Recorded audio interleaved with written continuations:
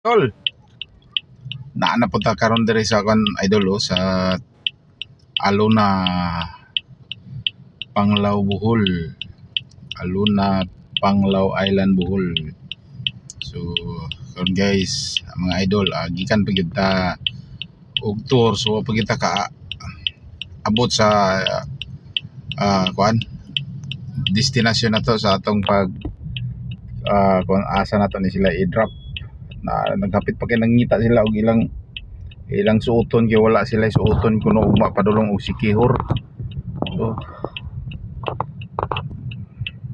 tuwat pa kita ani dapit gamay ra gyud mga 20 minutes daw.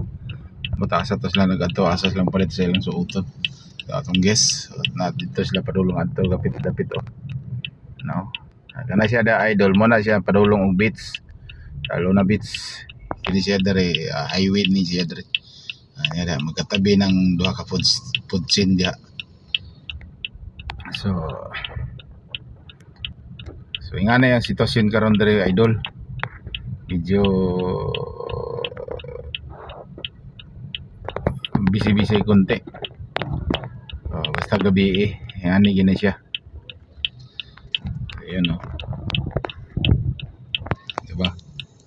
So, mga tao nando naman ko na padulong diha kay na may mga activities diha sa likod anang aning kuana aning area na mga activities diha mga fire dancing mga ingon ana mga idol. So